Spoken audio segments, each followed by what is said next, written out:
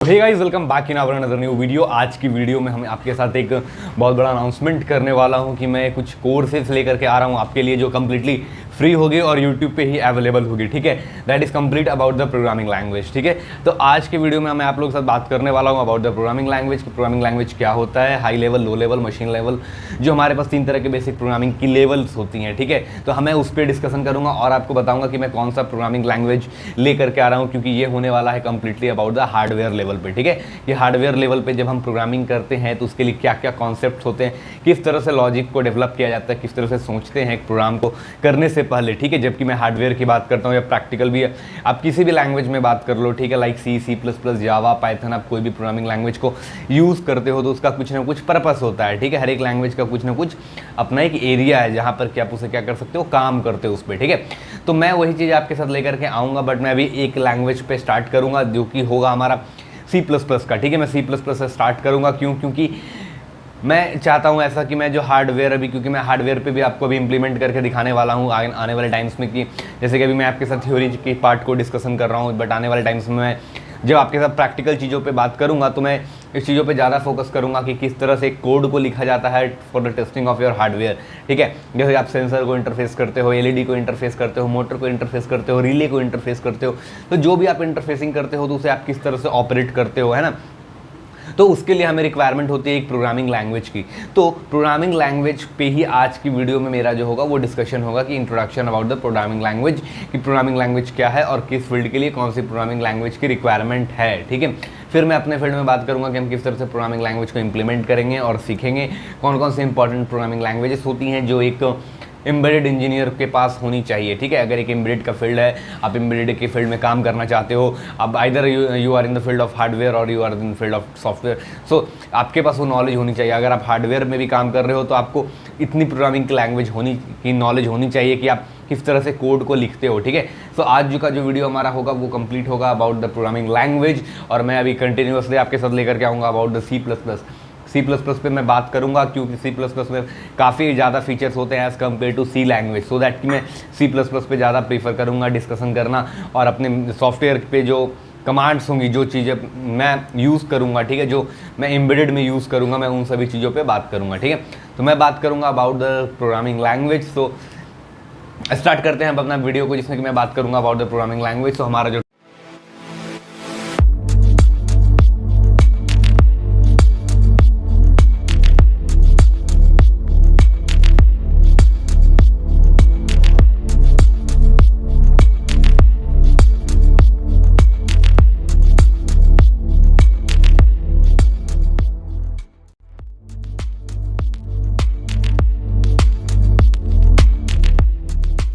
होगा प्रोग्रामिंग के बारे में। ठीक है, वो किसके बारे में होगा, प्रोग्रामिंग के बारे में होगा, है ना, कि प्रोग्रामिंग क्या होता है। सो प्रोग्रामिंग एक ऐसा टूल है। ठीक है, प्रोग्रामिंग की बात करता हूँ तो सपोज करो कि एक कोई पर्सन है। ठीक है, suppose this is a person A. ठीक है, ये जो है ये क्या है, हमारा कोई पर्सन 1 है। ठीक है, ये कोई एक पहला व्यक्ति है और एक और कोई व्यक्ति है। ठीक है, हमारा 2 व्यक्ति हैं। ठीक है, 2 व्यक्ति है। अब होता क्या है बेसिक यहाँ पर, कि जब अगर इन दोनों को बात करनी है, ठीक है, इन दोनों को जब कोई कम्युनिकेशन करना है, जब बातें करनी है, ठीक है, तो इनके बीच का जो कम्युनिकेशन है, ठीक है, इनके बीच का जो कम्युनिकेशन है वो किस तरह से हो सकता है। तो हम जैसे कि एक दूसरे के से बात करते हैं, जैसे कि आप अगर मेरे वीडियो को देख रहे हो, आप मेरी बातों को समझ रहे हो, तो हम क्या कर रहे हैं, हम बात कर रहे हैं, अपने नॉलेज को आपके तक शेयर कर रहे हैं। ठीक है, तो इसमें क्या हो रहा है कि हमारा जो मीडियम है शेयर करने का वो एक लैंग्वेज है, और वो लैंग्वेज कौन सा है, वो हिंदी लैंग्वेज है, क्योंकि मैं आपके साथ जो डिस्कशन कर रहा हूँ वो हिंदी में डिस्कशन कर रहा हूँ। सो जब 2 व्यक्ति आपस में डिस्कस करते हैं, या और भी व्यक्ति हो सकते हैं यहाँ पे जो आपस में डिस्कशन कर रहे हैं, तो वहाँ पे हमें लैंग्वेज देखने के लिए मिलता है। जैसे कि आप हिंदी बात कर सकते हो, इंग्लिश में बात कर सकते हो, आप फ्रेंच में बात कर सकते हो, है ना, आप जापानीज़ में बात कर सकते हो, आप और भी बात कर सकते हो, आप रसियन में बात कर सकते हो, ठीक है। तो आपके पास काफ़ी सारे ऑप्शन होते हैं लैंग्वेज की जब आप दो लोगों से बात करते हो। तो वहीं जब हम अपने कंप्यूटर सिस्टम और अपने डिवाइसेस के टर्म्स में आते हैं, जब मैं अपने कंप्यूटर को, अपने मोबाइल फ़ोन को, इन सभी को, वेब सर्वर को, क्लाउड को, जब इन सभी को आपस में हमें बात करनी है तो उसके लिए जो हमारा मीडियम होता है वो होता है प्रोग्रामिंग लैंग्वेज, जिसे हम बोलते हैं, ठीक है। तो अगर मेरे को कोई दो कंप्यूटर को आपस में इंटरफेस कराना है, ठीक है, दिस इज़ कंप्यूटर 1 और ये है हमारा, सपोज करो कोई सर्वर है, ठीक है, ये हमारा क्या है, सर्वर है। सर्वर हो सकता है या ये हमारा हार्डवेयर हो सकता है, ठीक है, जो कि हमारा काम करेगा। तो इनके बीच में जो कम्युनिकेशन होगा वो कम्युनिकेशन किस तरह से होती है, वो कम्युनिकेशन होती है प्रोग्रामिंग से, ठीक है, प्रोग्रामिंग लैंग्वेज से वो कम्युनिकेशन यहाँ पे परफॉर्म होती है। तो जिस तरह से दो व्यक्ति अपने लैंग्वेज में बात कर रहे थे जो कि दोनों के दोनों अंडरस्टैंड कर सकते हैं, ये भी समझ सकता है, ये भी समझ सकता है ना, दोनों लोग समझ सकते हैं। अब यहाँ पे एक चीज़ और आती है, आप ये चीज़ समझ सकते हो। तो जैसा कि मैंने आपको बताया कि यहाँ पे एक व्यक्ति है, दो व्यक्ति, दोनों को आपस में बात करना है, तो उसके लिए क्या है, एक स्पेसिफिक कोई इसको लैंग्वेज आनी चाहिए जिसपे क्या होगा, दोनों को दोनों बात कर सकते हैं, ठीक है। तो अब यहाँ पे उसी तरह से मैं कंप्यूटर के टर्म से बात करता हूँ तो हमारे प्रोग्रामिंग लैंग्वेज आती है, और प्रोग्रामिंग लैंग्वेज जो होती है बेसिक वो हाई लेवल भी हो सकती है, लो लेवल हो सकती है, मशीन लेवल हो सकती है।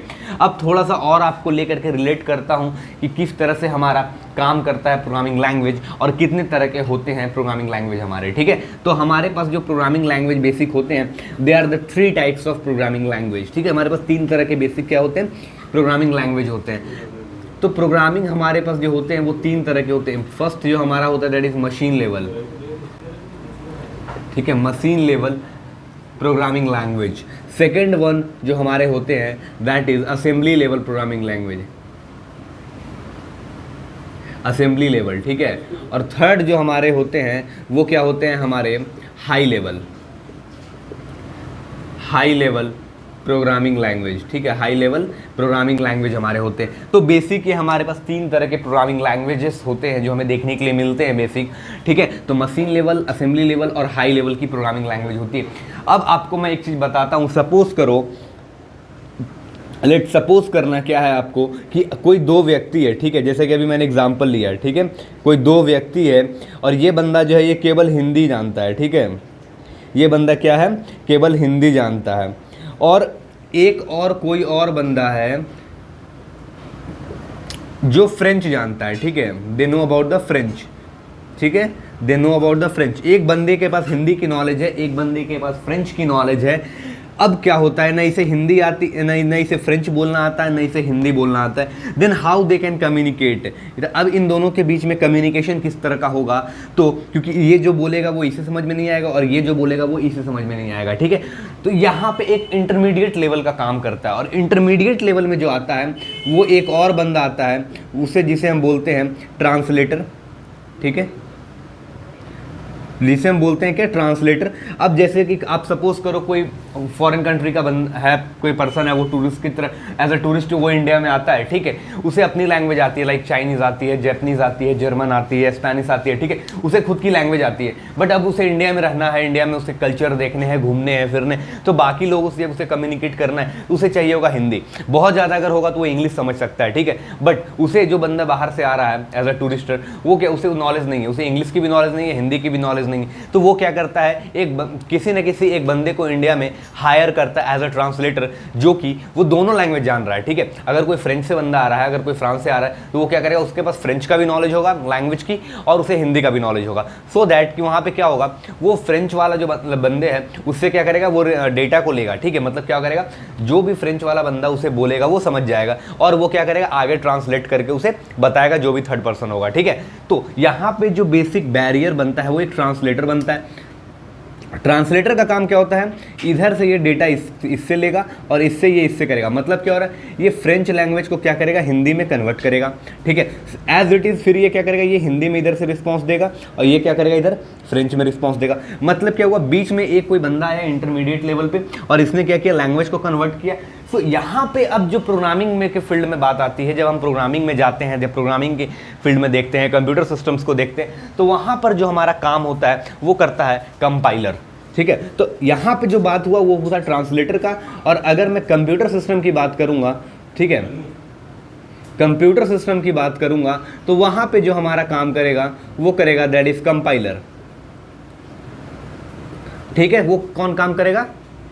कंपाइलर का काम होता है। तो कंपाइलर का बेसिक काम क्या होता है कि वो हाई लेवल लैंग्वेज को, क्योंकि कंप्यूटर सिस्टम जितने भी हैं, आपके मोबाइल फोन्स हो गए हैं, क्योंकि पूरा का पूरा जो बेसिक फंडामेंटल है that is based on your micro processor. और माइक्रो प्रोसेसर जो होता है वो क्या अंडरस्टैंड करता है? वो अंडरस्टैंड करता है that is a binary language. Binary means what? That is a machine level language. ठीक है, सो आप समझ सकते हो कि मशीन लेवल लैंग्वेज का मतलब क्या होता है? That is nothing but just a binary numbers. तो आपका जो कंप्यूटर है वो किस चीज़ को समझता है?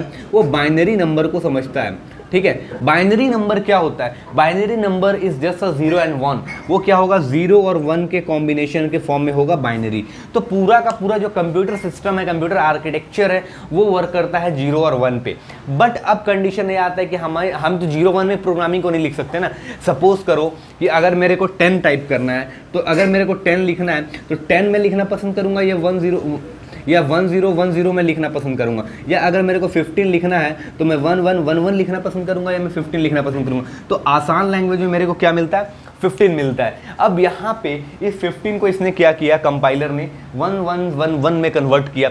उसी तरह से आप कोई भी, जैसे कि अगर मेरे को अपने YouTube चैनल का नाम ही लिखना है, ELECTRONICS, इलेक्ट्रॉनिक्स ग्लोब। अब देखो ये लिखना मेरे लिए आसान हो गया, बट अब इसको जो कन्वर्ट करता है, आप सुनते हो आस्काई टेबल। ठीक है, आस्काई टेबल आप सुनते हो, आस्काई टेबल होता है। इसका बेसिक काम क्या होता है? इसमें एक स्टैंडर्ड है। ठीक है, इसका क्या है? एक स्टैंडर्ड है। उस स्टैंडर्ड के थ्रू क्या करेगा? ये आपका अलग कन्वर्ट होगा, एल का अलग मीनिंग होगा, ई का अलग कोड आएगा। तो हर एक का क्या होगा? एक अलग कोड आएगा। तो अगर मैं इसको अगर बाइनरी के फॉर्म में लिखने जाऊंगा तो हो सकता है कि मेरा आधा बोर्ड कवर अप हो जाए। ठीक है, सो दैट हम इतना लंबा वर्ड को नहीं लिख सकते हैं, तो हमने क्या किया? एक कंपाइलर बनाया। और इस कंपाइलर का काम क्या होता है? कन्वर्ट करने का जो है हमारा हाई लेवल से मशीन लेवल में। ठीक है, सो जस्ट लाइक ये यही काम कर रहा है कि हमारा दो बंदा है, दोनों का लैंग्वेज अलग अलग है, और बीच में एक हमारा ट्रांसलेटर का काम कर रहा है। उसी तरह से प्रोग्रामिंग के फील्ड में जो कंपाइलर होता है उसका भी यही काम होता है कि वो हाई लेवल लैंग्वेज को आपके लो लेवल लैंग्वेज में क्या करेगा? कन्वर्ट करेगा। ठीक है,